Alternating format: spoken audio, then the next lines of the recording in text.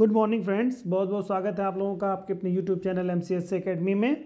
Friends, हम लोग Indian geography का सेगमेंट पढ़ रहे हैं जिसमें हम लोगों ने लास्ट डे इंडियन क्लाइमेट के बारे में देखा था। आज भी हम लोग इसी क्लाइमेट की क्लास करेंगे और आगे भी कुछ कक्षाएं हमारी इंडियन क्लाइमेट पे ही होंगी जब तक कि इंडियन क्लाइमेट का पूरा टॉपिक हम लोग कवर नहीं कर लेते हैं। और उम्मीद करता हूं कि आप लोगों को काफ़ी अच्छे से समझ में आ रहा होगा। अगर कोई असुविधा होती है, कोई दिक्कत है, आप कमेंट बॉक्स में अपने प्रश्न को पूछ सकते हैं। हम पूरा प्रयास करेंगे आपके प्रश्नों के जवाब को देने का। आज हम लोग इसी क्रम में आज समझेंगे कि पश्चिमी विक्षोभ क्या होता है, पूर्वी जेट हवाओं का क्या प्रभाव होता है, एल नीनो क्या है, ला नीनो क्या है, इससे क्या प्रभाव पड़ता है तटवर्ती क्षेत्रों में या किन किन क्षेत्रों में क्या प्रभाव पड़ता है, दक्षिण पश्चिम मानसून से क्या इफेक्ट पड़ता है भारत में, उत्तर पूर्व मानसून का क्या प्रभाव है। ये तमाम सारी चीज़ें आज हम लोग जानेंगे और एक अच्छी समझ हमें लगता है कि आपके अंदर एक विकसित हो जाएगी इस क्लास को करने के बाद में। आइए दोस्तों, स्टार्ट करते हैं अपनी क्लास को। पहला प्रश्न आपका है जो कि पिछला जो वीडियो क्लास था आपका, उस क्लास में भी आप लोगों ने देखा था कि क्लाइमेट से संबंधित प्रश्न आपको दिए गए थे। क्लाइमेट के प्रश्न में कोपेन से जब संबंधित प्रश्न दिए गए थे। तो कोपेन का जलवायु वर्गीकरण काफ़ी एग्जाम के पॉइंट ऑफ व्यू से काफ़ी इंपॉर्टेंट है। इस नाते इसके और भी प्रश्नों को मैंने इस श्रृंखला में भी शामिल किया है। तो आइए स्टार्ट करते हैं, इसको देखते हैं कोपेन ने क्या कहा है और क्या क्लासिफिकेशन कोपेन महोदय का है। कोपेन साहब कहते हैं कि कोपेन के जलवायु वर्गीकरण के अनुसार भारत के जलवायु प्रदेशों के संबंध में कौन से युग्म सुमेलित हैं, ये आपको बताना है। ठीक है, कोपेन के जलवायु वर्गीकरण के बारे में आपको समझाना है कि किसको क्या मतलब जो है इन्होंने क्लासिफिकेशन किया है। पहला कह रहे हैं उष्णकटिबंधीय सवाना प्रकार AW जो जलवायु पाई जाती है वो कोरोमंडल में पाई जाती है। तो बताना है कि सुमेलित कौन सा है, ये बताना है आपको। दूसरा कह रहा है अर्ध शुष्क जलवायु स्टेपी यानी कि BSSW पश्चिमी राजस्थान में वाले क्षेत्र में पाई जाती है। और तीसरा कह रहे हैं ध्रुवीय प्रकार की, जिसे कैपिटल E से इंडिकेट करते हैं, हिमाचल प्रदेश में पाई जाती है। तो आप बताइए क्या ये इसमें कौन कौन से कूट सही दिए हैं, कूट के आधार पर आपको जवाब देना है। तो देख लीजिए, उष्णकटिबंधीय सवाना प्रकार की जो जलवायु, जिसे AW प्रकार की जलवायु कहते हैं, ये बेसिकली किन क्षेत्रों में पाई जाती है? कर्क वृत्त या कर्क रेखा या कर्क वृत्त कहिए आप। कर्क रेखा या कर्क वृत्त का मतलब होता है कि ग्लोब पर खींची गई जो भी अक्षांश रेखाएं होती हैं, सभी अक्षांश रेखाएं क्या होती हैं? वृत्त का निर्माण करती हैं। ठीक है, तो इसी नाते ये कर्क रेखा भी 23.5 डिग्री अक्षांश पे से गुजरती है, उत्तरी अक्षांश में 23.5 डिग्री से गुजरती है, तो वो उसे कर्क रेखा कहा जाता है या कर्क वृत्त कहा जाता है। इसके दक्षिण में बेटा, इसके दक्षिण वाले क्षेत्रों में जो होते हैं, उन क्षेत्रों में जो जलवायु पाई जाती है, कर्क रेखा के दक्षिण में क्षेत्रों में जलवायु पाई जाती है, वो उष्णकटिबंधीय सवाना प्रकार की जलवायु कहलाती है, AW प्रकार की। भारत में क्या है? कर्क रेखा के दक्षिण वाले हिस्से में, ठीक है, भारत के दक्षिण वाले हिस्से में ऐसी जलवायु पाई जाती है। लेकिन एक विडंबना है कि भारत का ये जो तट है, ये आपका पश्चिमी तट है या पूर्वी तट है। पश्चिमी तट में जो ये आपका कोरोमंडल तट है, जिसे तमिलनाडु का तट भी कहा जाता है, तमिलनाडु का तट भी कहा जाता है, ये आपका इस जलवायु से इफेक्टिव नहीं होता है। ठीक है, कैसी जलवायु से नहीं इफेक्टिव होता है? उष्णकटिबंधीय सवाना प्रकार की जलवायु से प्रभावित नहीं होता है। बाकी आंध्रा वगैरह का जो क्षेत्र है, पश्चिमी घाट के जितने भी क्षेत्र हैं, ये सब क्षेत्र इससे प्रभावित होते हैं। तो यहाँ पर जो कोरोमंडल तट कह रहा है, ये त्रुटिपूर्ण है दोस्तों। दूसरा इसमें जो बात बताई जा रही है अर्धशुष्क स्टेपी जलवायु के बारे में कह रहा है पश्चिमी राजस्थान। देखिए, स्टेपी जलवायु का जो क्षेत्र पाया जाता है दोस्तों, ये बेसिकली उन क्षेत्रों में पाया जाता है जहाँ पर वर्षा कम होती है। ठीक है, इस तरह से आप शुष्क स्टेपी जलवायु वाला क्षेत्र जो पाया जाता है, तो ये इसके अलावा आपको जहाँ पर दे रहे हैं कि पश्चिमी राजस्थान, इसके अलावा की जो जलवायु पाई जाती है वो उत्तर पश्चिम गुजरात में भी पाई जाती है, गुजरात में, और इसके साथ साथ आपको मिलती है पंजाब के कुछ भागों में, पंजाब के कुछ भागों में, यानी पंजाब ऐसे कह लीजिए, पंजाब और उत्तर पश्चिम गुजरात और पश्चिम राजस्थान में अर्धशुष्क जलवायु के क्षेत्र पाए जाते हैं, जो कि कूट में एक ऑप्शन दिया हुआ है पश्चिम राजस्थान का, तो ये करेक्ट ऑप्शन हो जाएगा यहाँ पे। दूसरा क्या है? ध्रुवीय प्रकार की जलवायु हिमाचल प्रदेश। क्योंकि ध्रुवीय प्रकार की जो जलवायु पाई जाती है भारत के पर्वतीय क्षेत्रों में पाई जाती है, पर्वतीय राज्यों में। तो पर्वतीय राज्य जो है भारत के, वो कौन कौन से हैं अगर देखा जाएगा तो यहाँ पर तो आपका पड़ेगा JNK यानी जम्मू एंड कश्मीर, जम्मू एवं कश्मीर। ठीक है, जम्मू एंड कश्मीर वाले क्षेत्र में पाया जाएगा, उत्तराखंड में पाया जाएगा, उत्तराखंड और हिमाचल प्रदेश ऑप्शन में दिया ही है। तो यहाँ पर आपकी जलवायु का ये क्षेत्र बिल्कुल सही दिया है, यानी कि पहला और दूसरा बिल्कुल करेक्ट ऑप्शन दे रहा है यहाँ पर। तो इस आधार पर आपका ऑप्शन जो है दूसरा तीसरे का करेक्ट हो जाएगा, यानी कि ऑप्शन 2 राइट होगा आंसर आपका। आइए अगले प्रश्न में चलते हैं। मोनेक्स किससे संबद्ध है? ठीक है, मोनेक्स किससे संबंध है? तो मोनेक्स किससे संबंध है? बहुत ही अच्छा क्वेश्चन है दोस्तों, ये एग्जाम में क्वेश्चन आपको आएगा निश्चित तौर से। मोनेक्स जो है एक मौसम संबंधी जो है जांच के लिए एक मौसम प्रयोग है, एक तरह से कहिए इसको। मोनेक्स जो है इसका फुल फॉर्म जो होता है मानसून एक्सपेरिमेंट, ठीक है, MNT एक्सपेरिमेंट, मानसून एक्सपेरिमेंट, ठीक है। एक्सपेरिमेंट जो आपका है वो मानसून एक्सपेरिमेंट है। मानसून एक्सपेरिमेंट क्या है दोस्तों, ये समझ लीजिए कि एक प्रोग्राम था, ये एक प्रोग्राम रहा है। ये 1978 के दशक में आपका 1978 में ये क्या किया, भारतीय जलवायु को जानने के लिए एक प्रयोग किया गया था, ठीक है। इसमें क्या है, इसमें होता क्या है, मानसूनी परिसंचरण और इससे संबंधित अन्य मौसमी घटनाओं को बेहतर समझ विकसित करने के लिए किसने किया था, ग्लोबल GARB, जिसे आप कहते हैं GARB, ठीक है, ग्लोबल एटमॉस्फेरिक रिसर्च प्रोग्राम, ठीक है, P है ये, दोस्तों, प्रोग्राम है GARP से कहते हैं, जिसे मतलब हो गया ग्लोबल एटमॉस्फेरिक रिसर्च प्रोग्राम।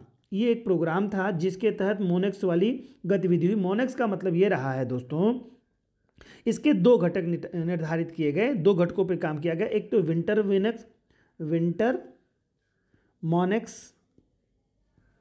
मोनेक्स और दूसरा समर मोनेक्स। तो विंटर मोनेक्स और समर मोनेक्स में किया क्या गया दोस्तों, विंटर मोनेक्स जो है आपका स्टार्ट किया गया था आपका आप दिसंबर 1978 से मार्च 1979 में ये किया गया था। इसका रिसर्च क्या किया गया था, कहाँ किया गया था, दक्षिणी चीन सागर, यानी चीन सागर आप कह सकते हैं, चीन सागर, और चीन सागर तो बड़ा है इस नाते दक्षिणी चीन सागर में किया गया था। ये विंटर के मौसम में किया गया था। महीना क्या था, दिसंबर 1978 से मार्च 1979 के बीच में किया गया था। और फिर इसके बाद समर मोनेक्स में क्या, कब का महीना स्टार्ट किया गया था और कब से कब तक का रहा है, तो मई में ये स्टार्ट किया गया था। मई 1979 में 1979 में से अगस्त 1979 के मध्य में ये किया गया था। और ये किया गया था दोस्तों हिंद महासागर में, ठीक है, हिंद महासागर में मानसूनी परिसंचरण का अवलोकन करने के लिए। क्या है, परिसंचरण,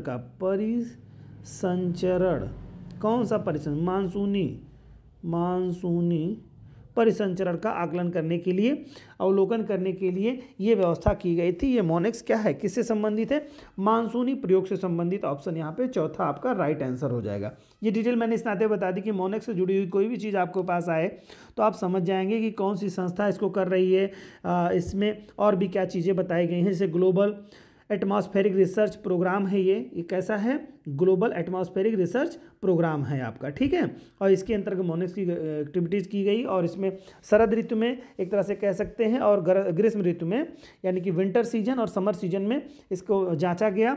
विंटर सीजन में क्या किया गया, दक्षिणी चीन सागर के जल के तापमान को देखा गया, और समर सीजन में कहा गया है हिंद महासागर के मौसमों को जानने के लिए पूरी अवलोकन किया गया, पूरा अध्ययन विशेष रूप से किया गया कि मानसून पे इसका क्या प्रभाव होता है। तो मानसूनी प्रयोग था एक तरह से, ये चौथा ऑप्शन राइट होगा यहाँ पे, ठीक। चलिए अगले प्रश्न पे आते हैं दोस्तों।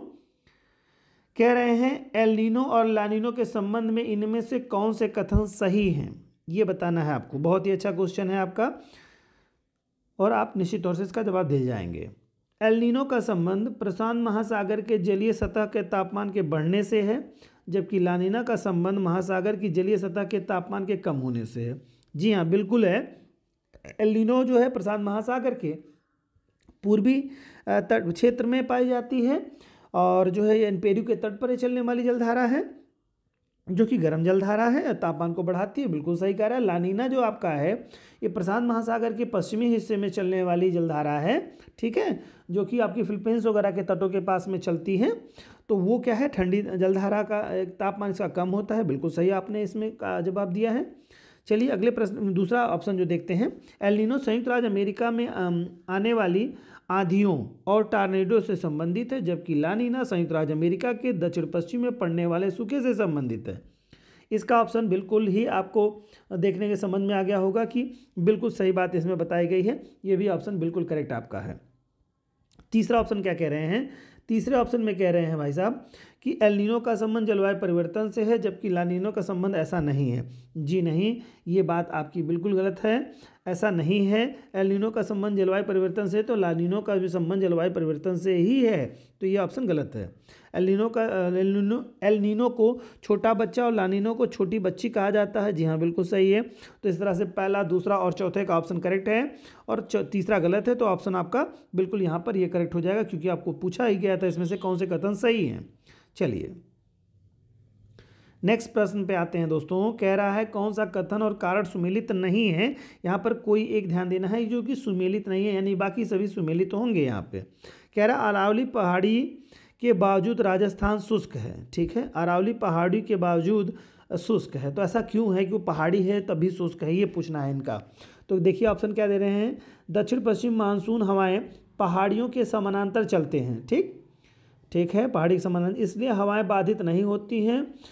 दूरी के कारण बंगाल की खाड़ी में मानसून की संभावना कम हो जाती है, ठीक है, दूरी के कारण क्या हो जाती है, बंगाल की खाड़ी में मानसून की संभावना कम हो जाती है। जी हाँ बिल्कुल सही ऑप्शन है, ये कारण है, कथन और कारण दोनों सही हैं, ठीक है, पुष्टि भी हो रही है। कोलकाता की तुलना में शिलोंग उच्चावचीय में अधिक वर्षा, नहीं ये यहाँ पर इसका कूट नहीं है दोस्तों, ये इसका हिस्सा है, ठीक है। यहाँ पे कोलकाता की तुलना में शिलोंग में अधिक वर्षा होती है, ठीक, ये है, कह रहा है कोलकाता की तुलना में शिलोंग में अधिक वर्षा होती है। कारण क्या है, कह रहे हैं शिलोंग की भौगोलिक स्थिति अपनी मानसूनी शाखा के उच्चावचीय अवरोध प्रदान करता है, के लिए उच्चावचीय अवरोध प्रदान करता है, लेकिन कोलकाता के साथ ऐसा नहीं है। तो जी हाँ बिल्कुल सही है, भी बात बताई गई है, ये भी कारण आपका बिल्कुल सही है, कथन कारण की पुष्टि है, तो यहाँ नहीं बताना था, तो ये नहीं होगा। तीसरा है दक्षिण पश्चिम एशिया के बीच में शुष्क मौसम आता है, दक्षिण पश्चिम एशिया के बीच में शुष्क मौसम आता है। इसमें कह रहा है ऐसा अस्थिर कटिबंधीय दाबों के अंत प्रवाह के कारण होता है। दक्षिण पश्चिम मानसून के बीच में शुष्क मौसम जो आता है, यानी कि जो मौसम रुक जाता है, वर्षा कम हो जाती है, बंद हो जाती है लगभग, ठीक है, यानी मानसून में जो अवरोध आता है उसके लिए बता रहे हैं कि ऐसा अस्थिर कटिबंधीय दाबों के अंत प्रवाह के कारण होता है। जी हाँ ये भी सही आपका है। हिमालय की वनस्पतियाँ समान रूप से भूमध्य रेखीय हैं, ऐसा है क्या, कह रहा है हिमालय की ऊंचाई यह एक रूपता लाती है, नहीं बिल्कुल नहीं है, ये रूपता नहीं ला पाती है। हिमालय की ऊंचाई के साथ में जो है वनस्पतियों के प्रकार बदलने लगते हैं भाई, उसके वन से लेकर के शंकुधारी वन तक यहाँ पाए जाते हैं हिमालय क्षेत्रों में, तो ये तो सत्य हो ही नहीं सकता, एक रूपता नहीं लाती है, ये गलत है आपका। ओके चलिए अगले प्रश्न पे आते हैं दोस्तों। तो यहाँ पर चौथा ही केवल आपका त्रुटिपूर्ण था। नेक्स्ट प्रश्न आपका है भारत में मानसून के संदर्भ में निम्नलिखित कथनों में से कौन सा सत्य नहीं है, ये आपको बताना है। मानसून के संदर्भ में आपको भारतीय मानसून के संबंध में कौन सा सत्य नहीं है, तो आइए देखते हैं दोस्तों कौन सा सत्य नहीं इसमें है आपका। पहला कह रहे हैं भारत में जून सितंबर समय अवधि में दक्षिण पश्चिम मानसून का अधिक प्रभाव रहता है, ठीक है, जून से सितंबर पर दक्षिण पश्चिम मानसून का अधिक प्रभाव रहता है, बिल्कुल सही बात यहाँ तक है। अक्टूबर दिसंबर की समयावधि में उत्तर पूर्व मानसून का प्रभाव रहता है, ये भी सही है, बिल्कुल सही बात कह रहे हैं। फिर कह रहा है दक्षिण पश्चिम मानसून के दौरान दक्षिण भारत के पूर्ववर्ती भाग में अधिक वर्षा होती है, नहीं भाई, दक्षिण पश्चिम मानसून के दौरान दक्षिण भारत के पूर्ववर्ती भाग में नहीं होता है, पश्चिमी भाग में होता है दोस्तों, पश्चिमी भाग में अधिक वर्षा होती है। अगर ये पश्चिमी होता है तो सही हो जाता है, इस नाते त्रुटिपूर्ण हो गया। कौन सा सत्य नहीं बताना है, तो संभवतः यही है। आगे देखते हैं दक्षिण पश्चिम मानसून के दौरान कम वर्षा प्राप्त करने वाले क्षेत्रों में राजस्थान का मरुस्थल, पश्चिमी घाट पर्वत श्रेणी के पूर्वी भाग में दक्कन का पठार, जी हाँ, और लद्दाख हैं। जी हाँ बिल्कुल, दक्कन का पठार वाला क्षेत्र जो देखेंगे आप तो विदर्भ का क्षेत्र, महाराष्ट्र के विदर्भ का क्षेत्र आता है, जो कि ये क्या पड़ता है, पश्चिमी घाट पहाड़ी का पृष्ठ छाया प्रदेश वाला क्षेत्र पड़ता है। तो यहाँ पर भी कम वर्षा होती है, लद्दाख में भी कम वर्षा होती है और राजस्थान के मरुस्थलों में तो कम वर्षा होती है। इसके पीछे का जो कारण बता रहा है, तो ये आपका स्टेटमेंट बिल्कुल सही बता रहा है। यहाँ पश्चिम मानसून के दौरान कम वर्षा प्राप्त करने का वाले क्षेत्र जो है ये हैं, सही है। आगे कह रहा है मानसून के दौरान दार्जिलिंग और शिलोंग के आसपास के पूर्वी हिमालयी क्षेत्र आर्द्र में से एक होते हैं। यहाँ पर आर्द्र में से एक होते हैं नहीं, यहाँ पर कुछ त्रुटि है दोस्तों, मैं इसको देखता हूँ क्या है। दार्जिलिंग शिलोंग के आसपास के पूर्वी हिमालयी क्षेत्र आर्द्र क्षेत्रों में से एक हैं। यहाँ पर आर्द्र क्षेत्रों होना चाहिए दोस्तों, क्षेत्रों में से एक होते हैं, क्योंकि मानसून जब हिमालय श्रेणी की ओर बढ़ता है तब यह बंगाल की खाड़ी के अतिरिक्त नमी प्राप्त करते हैं। ठीक है, तो ये बात यहाँ बताई गई थी। जी हाँ बिल्कुल सही बात कह रहा है, बंगाल की खाड़ी से नमी प्राप्त करता है, ये सही है दोस्तों, क्योंकि मानसून जब हिमालय श्रेणी से की ओर बढ़ता है तब यह बंगाल की खाड़ी से मानसून प्राप्त करता है। तो ये बिल्कुल सही है, दूसरा ऑप्शन ही केवल गलत है यहाँ पर, बाकी सभी सही हैं दोस्तों। चलिए अगले प्रश्न पे आते हैं। मानसून ऋतु की विशेषता क्या है दोस्तों? मानसून ऋतु की क्या विशेषताएं होती है आपको बताना है। पहला कह रहे हैं ये कि उस उपोष्णकटिबंधीय जेट स्ट्रीम का उत्तरवर्ती स्थानांतरण है। दूसरा कह रहा है उष्णकटिबंधीय पूर्वी जेट स्ट्रीम विकास, और तीसरा कह रहे हैं, ये भी सही था, ये क्या लिख रहा है, अंत उष्णकटिबंधीय होना चाहिए दोस्तों, ये गलत है, अंत उष्ण कटिबंधीय। ठीक है, अंत उष्णकटिबंधीय अविसरण क्षेत्र यानी ITCZ का क्षेत्र का उत्तरवर्ती स्थानांतरण। जी हाँ, उत्तर की तरफ स्थान। मानसून ऋतु की विशेषताएं क्या होती हैं? ITCZ का जो क्षेत्र होता है उत्तरवर्ती क्षेत्रों में स्थानांतरित हो जाए। क्यों? क्योंकि 21 जून तक सूरज जो है कर्क रेखा की तरफ प्रवेश कर जाता है। ठीक है, और वहाँ का तापमान काफ़ी ऊंचा हो जाता है। ठीक है, तो ITCZ क्षेत्र वहाँ पर विस्थापित, जहाँ सूर्य जाता है वहाँ पे ITCZ का क्षेत्र बनता चला जाता है दोस्तों, जिधर से हटता है वहाँ से ITCZ क्षेत्र जो है वहाँ से विस्थापित हो जाता है। तो इस तरह से तीनों ऑप्शन बिल्कुल सही दे रहा है दोस्तों। उसका मतलब पूर्वी जेट स्ट्रीम का विकास बिल्कुल यह मानसून आने में प्रभाव करता है, सहयोग करता है।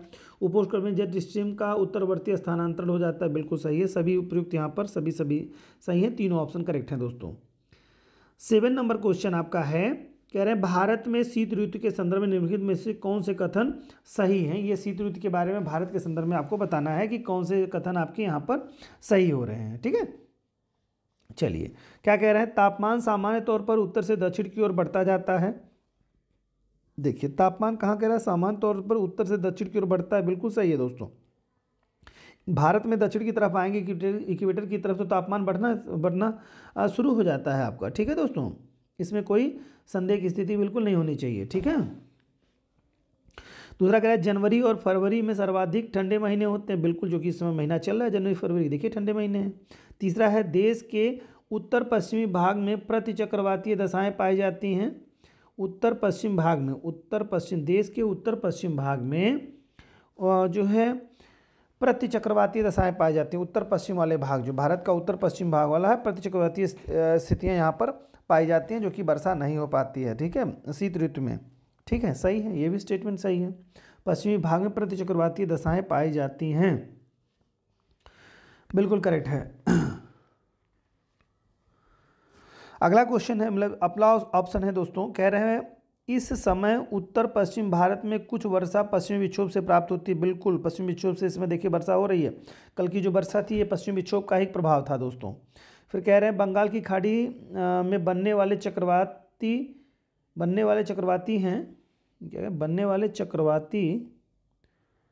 ये गलत है, चक्रवाती अवदाबों से अक्टूबर और नवंबर में कुछ वर्षा कोरोमंडल तटों के क्षेत्रों में भी होती है। सही है, बिल्कुल सही है दोस्तों। तो यहाँ पे पांचों ऑप्शन सही हैं। यहाँ पर दोस्तों आपका ऑप्शन जो हो जाएगा, आंसर जो हो जाएगा वो सभी त्रुटि मतलब जो है सही हैं, सारे तथ्य जो है सही हैं, सारे ऑप्शन सही हैं। भारतीय मानसून के संबंध में निम्नलिखित में से कौन से कथन सही हैं, आपको यहाँ बताना है। चलिए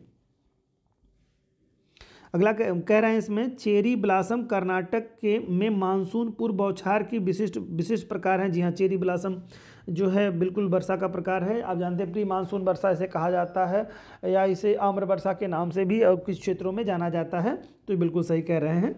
मानसून में विभक्त और विभक्त नहीं होना चाहिए, यहाँ पर होना चाहिए मानसून में विभंगता। दोस्तों विभक्त नहीं होता, विभंगता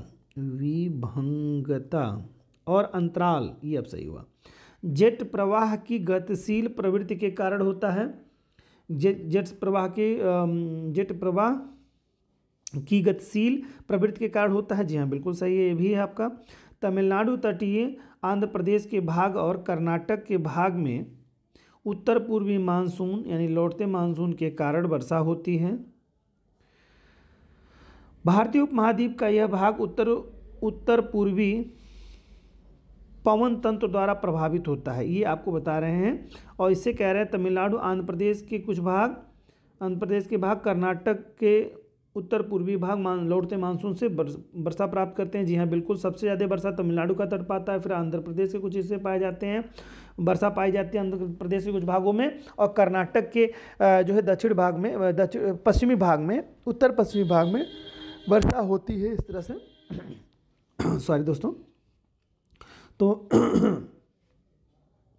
ये तीनों इस आधार पर आपका बिल्कुल करेक्ट हो जाएगा। सभी आपको ऑप्शन से यहाँ पे करेक्ट हो जाएंगे। तो जो भी कूट दे रहा है 4 नंबर दे रहा है, तो यहाँ पे आंसर आपका बिल्कुल 4 नंबर का करेक्ट हो जाएगा। ठीक है, चलिए अगले प्रश्न पे आते हैं। 9 नंबर क्वेश्चन कह रहे हैं, जुलाई के समय में भारतीय मानसून को निम्नलिखित में से कौन सा कारक प्रभावित नहीं करता है। भारतीय मानसून को निम्नलिखित में से कौन सा कारक नहीं प्रभावित करता है जुलाई महीने में। माह ध्यान रखिएगा आपको, जुलाई महीने में भूमि और हिंद महासागर का तापांतर, ये बिल्कुल करता है दोस्तों। भूमि और हिंद महासागर का तापांतर नहीं करेगा आपको, ये बिल्कुल करता, प्रभावित नहीं करता, ये बताना है। बिल्कुल ये करता है।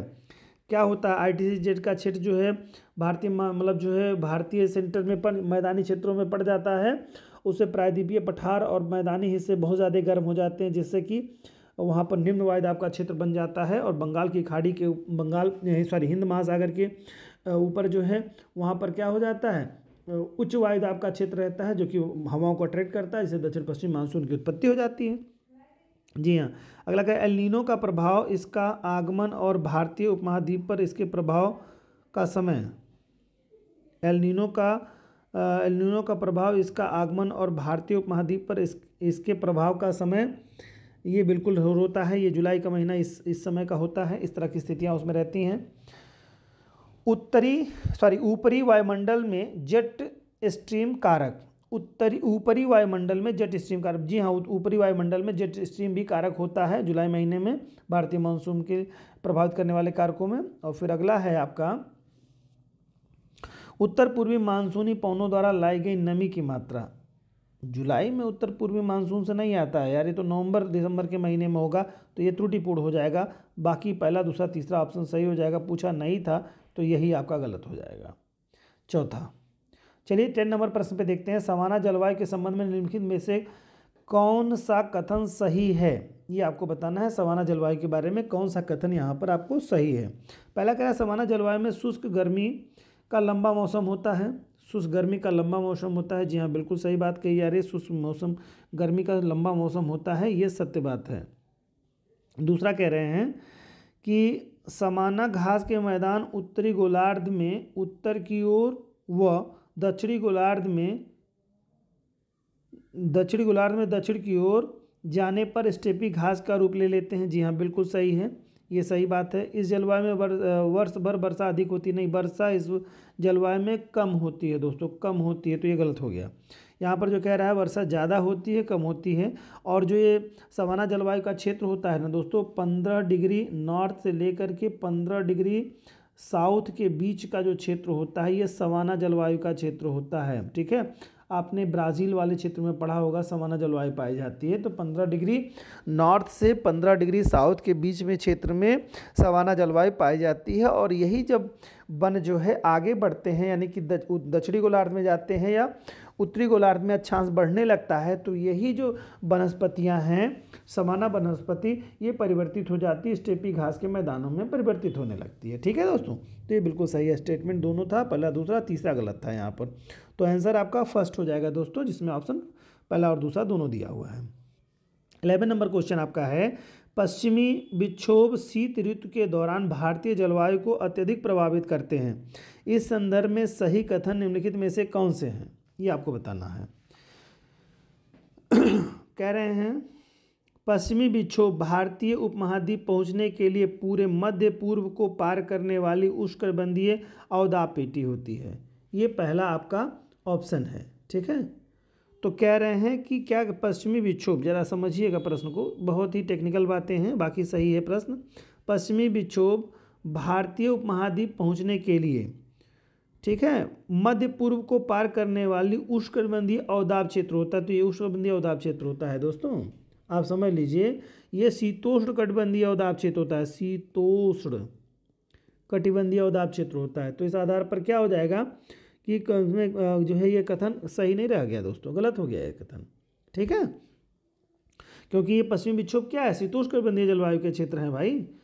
भूमध्य रेखा कहाँ पड़ती है, भूमध्य सागर कहाँ पड़ता है आपका, ठीक है, मेरिडियन सी कहाँ पड़ता है आपको, जिसे आप लोग रूम सागर के नाम से भी जानते हैं, तो उसका अक्षांश कहाँ है, वो उष्णकटिबंधीय क्षेत्र में नहीं है, शीतोष्णकटिबंधीय क्षेत्र में आता है आपका। ठीक है दोस्तों, वहाँ से मानसून ये पछुआ जेट प्रभाव के में आने वाली हवाएं हैं। ठीक है, पश्चिमी विक्षोभ जो होता है, तो ये बिल्कुल ये गलत हो गया। पश्चिमी विक्षोभ भूमध्य सागरीय या कैस्पियन सागर से नमी ग्रहण करके ईरान, अफगानिस्तान, पाकिस्तान तथा उत्तरी भारत में वर्षण कराते हैं पश्चिमी विक्षोभ से। बिल्कुल सही बात यहाँ पे कह रहे हैं, इसमें कोई संदेह की स्थिति नहीं है। तीसरा कह रहे हैं भारतीय उपमहाद्वीप पर पश्चिमी विक्षोभ से होने वाली वर्षा रबी की फसलों तथा हिमालय के ग्लेशियरों के लिए लाभकारी। जी हाँ, रबी की फसलों में गेहूँ वगैरह अच्छा हो जाता है इस वर्षा से, उसके दाने जो है पूरा विकास कर पाते हैं। ठीक है, ये इस तरह का एक लाभ होता है। और ग्लेशियर्स को और एक टेम्परेचर मिल जाता है जिससे कि ग्लेशियर मजबूती से जमे रह जाते हैं, तो उनके लिए फ़ायदेमंद है। तो दूसरा और तीसरा ऑप्शन सही है, पहला गलत था दोस्तों। तो इस प्रकार आपका ऑप्शन जो आंसर होगा ऑप्शन के आधार पर वो चौथा होगा। चलिए अगले प्रश्न पे आते हैं। निम्नलिखित में से कौन से कारक भारतीय उपमहाद्वीप के ऊपरी मानसूनी हवाओं को प्रभावित करते हैं। निम्नलिखित में से कौन से कारक भारतीय उपमहाद्वीप के ऊपरी मानसूनी हवाओं को प्रभावित करते हैं, ये आपका प्रश्न है। तो पहला कह रहे हैं बृहद उत्तर भारतीय मैदान का गर्म होना, समझ रहे हैं ना। भारतीय उपमहाद्वीप के ऊपर मानसूनी हवाओं को प्रभावित करते हैं कौन, भारतीय उपमहाद्वीप के ऊपर ऊपरी मानसूनी हवाओं को प्रभावित कौन कारक करते हैं। बृहद उत्तरी भारतीय मैदान का गर्म होना, ये क्या प्रभावित करता है। जी हाँ, बिल्कुल करता है प्रभावित, आप लोग बताते जाइए आंसर। भारतीय उपमहाद्वीप के ऊपर अंतः कटिबंधीय अभिसरण, अंतः उष्णकटिबंधीय अभिसरण होना चाहिए दोस्तों, अंतः उष्ण कटिबंधीय अभिसरण क्षेत्र की अवस्थिति, ये भी बिल्कुल सही है दोस्तों। ITCZ क्षेत्र के बारे में बात कर रहा है, भारतीय उपमहाद्वीप के ऊपर स्थित रहता है वो। ठीक है, मानसूनी हवाओं के समय यानी जुलाई अगस्त के महीने में, जून जुलाई अगस्त के महीने में। और उष्णकटिबंधीय पूर्वी जेट स्ट्रीम इसका भी प्रभाव रहता है दोस्तों। और इसके अलावा कह रहा है पश्चिमी जेट प्रवाह, जेट स्ट्रीम, ये भी है। यानी कि सभी कारक हैं दोस्तों उत्तरी मानसूनी हम भारतीय उपमहाद्वीप के ऊपर मानसूनी हवाओं को प्रभावित ये सभी करते हैं दोस्तों। तो चारों ऑप्शन राइट हैं यहाँ पे, तो जो भी कूट में होगा वो सही हो जाएगा, सभी कारक इंपॉर्टेंट यहाँ पे हो जाएंगे। चलिए अगले प्रश्न पे आते हैं। 13 नंबर प्रश्न है दोस्तों, कह रहे हैं निम्नलिखित कथनों पर विचार करें। लौटती हुई मानसूनी पवनें बंगाल की खाड़ी से जलवाष्प को ग्रहण करके दक्षिण पूर्वी मानसून के रूप में तमिलनाडु में बरसती हैं। तो दक्षिण पूर्वी मानसून, ये गलत हो गया। यहाँ देखिए क्या गलत है इसमें, थोड़ा समझिएगा गलत क्या है इसमें। लौटती हुई मानसूनी पवनें बंगाल की खाड़ी में जलवाष्प को ग्रहण करके दक्षिण पूर्व एशिया दक्षिण पूर्व मानसून के रूप में तमिलनाडु में। ये बेटा दक्षिण पूर्व मानसून नहीं है, क्योंकि बंगाल की खाड़ी में आप देख रहे हैं ये जो तट है कोरोमंडल तट, तमिलनाडु का तट, यहाँ कौन सा मानसून होता है? लौटता मानसून होता है ना, उत्तर पूर्व मानसून होता है ना, कि यहाँ पर दक्षिण पूर्व यहाँ कह रहे हैं, दक्षिण पूर्व मानसून कह रहे हैं तो ये गलत हो गया। यहाँ पर अगर उत्तर पूर्व मानसून होता तो ये सही हो जाता, इस नाते ये गलत हो गया। शीतकाल में रात्रि के तापमान में वृद्धि पश्चिमी विक्षोभ के आने का पूर्व संकेत है, बिल्कुल सही है, यानी दूसरा ऑप्शन सही है, पहला गलत हो गया आपका। चलिए अगले प्रश्न पे आते हैं। भारतीय मानसून के संदर्भ में निम्नलिखित कथनों पर विचार करें। कह रहा है ग्रीष्म काल में उष्णकटिबंधीय पूर्वी जेट स्ट्रीम हिमालय तथा तिब्बत के पठार के अवरोध के कारण दो शाखाओं में विभक्त होकर मानसूनी हवाओं के उद्भव में मदद करती है, ये कह रहे हैं आपको। ठीक है, तो आप इसका जवाब दीजिए फटाफट कि सही है कि गलत है इसमें।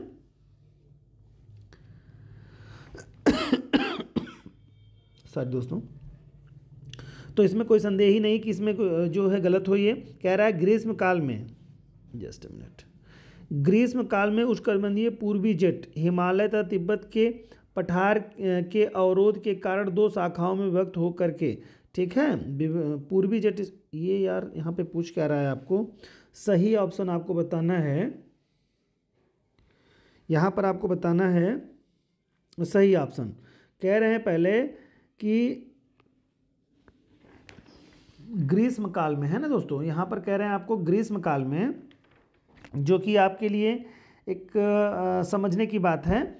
यहाँ पर ऑप्शन होगा क्या, ग्रीष्म काल में उष्णकटिबंधीय पूर्वी जेट, तो ग्रीष्म काल में उष्णकटिबंधीय पूर्वी जेट स्ट्रीम हिमालय तथा तिब्बत के पठार के अवरोध के कारण दो शाखाओं में विभक्त होकर मानसूनी हवाओं को उद्भव में मदद करती है। नहीं भाई, ये ग्रीष्म काल में कहाँ चलती है पूर्वी जेट, यहाँ पर कह रहा है हिमालय से टकराएगी, यहाँ तो पछुआ जेट हो जाएगी ना, और ग्रीष्म काल में नहीं, शीतकाल में, शीतकाल में उष्णकटिबंधीय नहीं शीतोष्णकटिबंधीय ऐसा होना चाहिए तब सही होता, शीतोष्ण कटिबंधीय पछुआ जेट स्ट्रीम हिमालय तथा तिब्बत के पठार में अवरोध के कारण दो शाखाओं में विभक्त होकर के मानसूनी हवाओं के उद्भव में मदद करती है।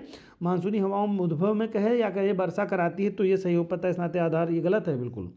यहाँ पर ग्रीष्म काल में उष्णकटिबंधीय पूर्वी जेट स्ट्रीम बिल्कुल नहीं चलती है दोस्तों, ये गलत बात है। तिब्बत के पठार में अवरोध होकर के बढ़ती है, बिल्कुल सही नहीं है, गलत है ये। कह रहा है शीतकाल में यह जेट स्ट्रीम खिसक कर हिमालय के पार चली जाती है, जिससे मानसून का प्रसार अवरुद्ध हो जाता है शीतकाल में। नहीं भाई, मानसून को शक्ति देती है ना, इसमें देखिए पश्चिमी विक्षोभ हो रहा है ना, ये क्या कह रहा है, शीतकाल में यह जेट स्ट्रीम खिसक कर, कौन सी जेट स्ट्रीम, ये इसकी जेट स्ट्रीम की बात कर रहा है, नहीं, पछुआ जेट स्ट्रीम नहीं खिसकती है भाई। शीतकाल में पछुआ जेट स्ट्रीम जो होती है खिसक कर हिमालय के पार चली जाती है, जिससे मानसून का प्रवाह अवरुद्ध हो जाता है, ये गलत कह रहा है। यहाँ पे स्टेटमेंट गलत है, ये दोनों स्टेटमेंट गलत है दोस्तों, यहाँ पे दोनों, तो कोई नहीं सही इसमें है, आपको सही बताना है तो कोई नहीं सही इसमें है बिल्कुल, ठीक है, कोई नहीं सही है। ओके, अगले क्वेश्चन में आते हैं। 15 नंबर क्वेश्चन है, निम्नलिखित मानसूनी दशाओं पर विचार करना है आपको, मानसूनी दशाओं पर विचार करना है और बताना है क्या कि कौन सी दशाएं उत्तर भारत के पश्चिमी विक्षोभ के आने से पूर्व मौसमी दशाएं हैं, यानी कि कह रहा है पश्चिमी विक्षोभ से पूर्व की कौन सी दशाएं यहाँ पर आपको हैं दी गई हैं, ये आपको बताना है। तो देख लीजिए, पहला कह रहा है वायु का अवतलन, वायु हवाएं बैठती हैं, ये कह रहे हैं पहले आपको, जी हाँ बिल्कुल सही कह रहे हैं। ये पश्चिमी विक्षोभ के बारे में पूछ रहा है दोस्तों, जो इस समय चल रहा है वर्तमान समय में, जिसका अर्थ से कल वर्षा हुई है अभी, ठीक है। फिर कह रहा है स्वच्छ आकाश, ये स्वच्छ आकाश की बात कह रहे हैं, नहीं स्वच्छ आकाश तो नहीं होगा दोस्तों। फिर कह तापमान का कम हो जाना, तापमान का बढ़ता है, तापमान कम नहीं होता पश्चिमी विक्षोभ में, ठीक है। वायुदाब घटने लगना, वायुदाब का जो है घटने लगना, ये बिल्कुल सही आपका दे रहा है यहाँ पे। तो मौसम कौन सी स्थिति बनेगी, तो वायु का अवतलन और वायुदाब का जो है आपका घटने लगना होगा, ठीक। तो यहाँ पर ये होगा। अब देखिए दशाएं कह रहा है उत्तर भारत में पश्चिमी विक्षोभ के आने से पूर्व के मौसम में दशाएं क्या होंगी, वायुदाब घटने लगेगा, वायु का अवतलन होगा, ठीक है, ये चीज़ें हैं। और ये स्वच्छ आकाश वगैरह की स्थिति नहीं बनेगी। पश्चिमी विक्षोभ के आने से पूर्व जो होता है उत्तर भारत में मुख्यतः जानते हैं क्या होता है, उत्तर पश्चिम भाग में वायु का अवतलन होने लगता है, ठीक है, तथा तापक्रम एकाएक बढ़ जाता है, और यहाँ पर लिख रहा है कम हो जाता है, तापमान देखिए बढ़ जाता है, अगर बढ़ना कहा हो तो सही हो जाता है, ताप बढ़ जाता है तथा वायुदाब घटने लगता है। ठीक है, क्या होता है, वायुदाब घटने लगता है, इस कारण से सही हो गया आपका। ठीक है, और इस प्रकार जो है ये स्थिति जो बनती है, आकाश मेघाच्छादित रहता है। अब यहाँ पे कह रहा है यहाँ पर साफ हो रहा है, जबकि मेघाच्छादित होना चाहिए, मेघाच्छादित। ठीक है, छादित, ठीक है, मेघाच्छादित रहता है। ये आपको कुछ स्थितियां बनती रहती हैं। ठीक है, मेघाच्छादित रहता है और इसके बाद विक्षोभों के गुजर जाने के बाद आकाश फिर जाके साफ होता है और फिर तापमान गिरने लगता है। ये बाद की स्थिति होती है। इस समय उत्तर भारत में शीतलहर की दौर हो जाती है, ये स्थिति बनती है दोस्तों। तो ये दोनों नहीं होगा, यानी पहला और चौथे का ऑप्शन जो होगा वो राइट हो जाएगा। ठीक है, ये ऑप्शन थर्ड आपका राइट आंसर गया। चलिए अगले प्रश्न पे आते हैं। भारतीय मानसून के संदर्भ में निम्नलिखित कथनों पर विचार करें। कह रहे हैं मानसून की बंगाल की खाड़ी की शाखा अरब सागर की शाखा से अधिक शक्तिशाली है। तो ये क्या स्टेटमेंट आपका सही है भाई? क्या कह रहे हैं, पूछा है आपको कौन सा सही नहीं है ये बताना। बहुत इंपॉर्टेंट क्वेश्चन है, ज़रा ध्यान रखिएगा कि पूछता क्या है, सही नहीं है। क्या कह रहा है कि मानसून की बंगाल की खाड़ी की शाखा अरब सागर की शाखा से अधिक शक्तिशाली। इसका मतलब कह रहा है दक्षिण पश्चिम मानसून से ज़्यादा उत्तर पूर्व मानसून शक्तिशाली है। क्या सही है? नहीं सही है, बिल्कुल गलत है। ठीक है, यही आपका एक गलत हो गया। दूसरा देखिए, समुद्र से निकटता के कारण अरब सागर की शाखा से प्रायद्वीपीय भारत के अधिकांश भाग पर भारी वर्षा होती है। समुद्र के निकट के कारण अरब सागर की शाखा से प्रायद्वीपीय भारत के अधिकांश भागों पर अधिक वर्षा होती है। जी हाँ, बिल्कुल सही बात है। यहाँ पे ये करेक्ट आंसर आपका है। तीसरा कह रहे हैं कि बंगाल की खाड़ी की शाखा मेघालय पहाड़ियों पर विभाजित हो जाती है। जी हाँ, दो शाखाओं में विभक्त हो जाती है, ये भी सही है। तो दूसरा तीसरा ऑप्शन सही है, पहला गलत है। तो सही आपको बताना था कौन सही नहीं है, तो पहला सही नहीं है, यही आपका आंसर आपका यही हो जाएगा आपका। ठीक, चलिए अगले प्रश्न पे आते हैं। अगला प्रश्न आपका कह रहे हैं कि निम्नलिखित में से कौन से भारतीय महाद्वीप की जलवायु की विशेषता है। इसमें भारतीय महाद्वीप की जलवायु की विशेषता बताना है आपको। चलिए देखते हैं इसको दोस्तों। कह रहे हैं लगभग पूरे वर्ष अपेक्षाकृत उच्च तापमान रहता है यहाँ पे। सही है, बिल्कुल सही बात है। यहाँ पे लगभग पूरे वर्ष अपेक्षाकृत उच्च तापमान रहता है, भारतीय उपमहाद्वीप की जलवायु की विशेषता है ये। शुष्क शीत ऋतु होती है यहाँ पर। जी हाँ, शुष्क शीत ऋतु होती है, बिल्कुल सही है। उच्च दैनिक तापांतर नहीं, ये ही नहीं होता है। उच्च दैनिक तापांतर यानी दिन और रात के तापमान में बहुत ज़्यादा अंतर की बात कह रहा है। उच्च दैनिक तापांतर बिल्कुल नहीं रहता है। भारत महाद्वीप की अगर बात करें, प्रायद्वीपीय हिस्से की बात करें, तो यहाँ पर दक्षिण भारत वाले हिस्से में देखेंगे तो 4 से 5 डिग्री का दैनिक तापांतर रहता है। ठीक है, दक्षिण की तरफ। और मैदानी क्षेत्रों में अगर चले जाएंगे दोस्तों, तो दैनिक तापांतर 15 से 20 डिग्री के रहता है। ठीक है, 15 डिग्री से 20 डिग्री का अंतर रहता है आपको। ठीक है, ये तापमान में आपको अंतर 15 से 20 डिग्री और कभी कभी इससे भी ज़्यादा का अंतराल आ जाता है आपको। ठीक, तो ये चीज़ें हैं, विशेषता है ये आपकी। ठीक है, तो ये आपका यहाँ पर करेक्ट हो गया। उच्च दैनिक तापांतर यहाँ पर कह रहा है नहीं, दैनिक तापांतर बहुत ज़्यादा उच्च नहीं रहता है यहाँ पे। ठीक, तो पहला दूसरा ऑप्शन करेक्ट हो जाएगा, नहीं option first is right answer होगा यहाँ पे। चलिए नेक्स्ट प्रश्न पे आते हैं दोस्तों। भारतीय मानसून की विशेषताओं के संदर्भ में निम्नलिखित कथनों पर विचार कीजिए। फिर आपको मानसून के बारे में विचार करना है। 2 स्टेटमेंट दे रहे हैं। स्टेटमेंट देखिए, सर्वाधिक निम्न वायुदाब विषुवत रेखा के पास होने की वजह से दक्षिण क्षेत्र में होता है। ये आपको कह रहे हैं, कह रहा है सर्वाधिक भारतीय मानसून की विशेषता के संदर्भ में आपको बताना है। देखिए क्या कह रहे हैं, सर्वाधिक निम्न वायुदाब विषुवत रेखा के पास होने की वजह से, सबसे ज़्यादा निम्न वायुदाब क्या होता है, विषुवत रेखा के होने से दक्षिण क्षेत्र में होता है। दक्षिण क्षेत्र में होता है नहीं भाई, ये यहाँ पर आप उत्तर पश्चिम यहाँ पर जब देखेंगे तो भारतीय मानसून की विशेषताएं बता रहा है। सर्वाधिक निम्न वायुदाब क्षेत्र विषुवत रेखा के पास होने के कारण से, होने की वजह से दक्षिण क्षेत्र में होता है। नहीं, दक्षिण क्षेत्र में ये कारण नहीं है। भारतीय मानसून की विशेषताओं के संदर्भ में ये विशेषता नहीं है, बिल्कुल नहीं है ये। ठीक है ना, बिल्कुल नहीं है ये। आगे कह रहा है मानसून अपनी उच्चतम अवस्था में अपने सामर्थ्य वायुमंडलीय दाब से प्राप्त करता है। मानसून अपनी उच्चतम अवस्था में अपनी सामर्थ्य वायुमंडलीय दाब से प्राप्त करता है। जी हाँ, वायुमंडलीय दाब से प्राप्त करता है। ये बिल्कुल सही आपका स्टेटमेंट है। ठीक है,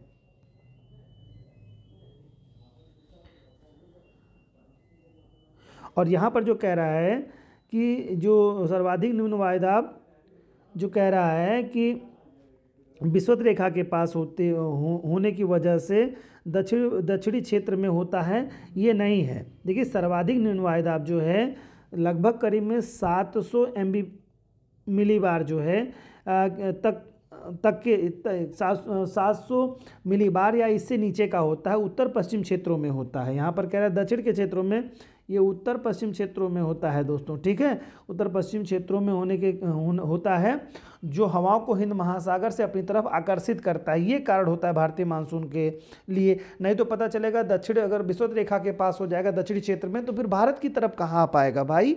दक्षिण पश्चिम यानी कि ITCZ का क्षेत्र जो भारत के मध्य में पड़ता है, तो यहाँ निम्न वायुदाब का क्षेत्र बनाता है, तो हमारे दक्षिण पश्चिम मानसून का जन्म होता है ना। तो ये इस नाते गलत है।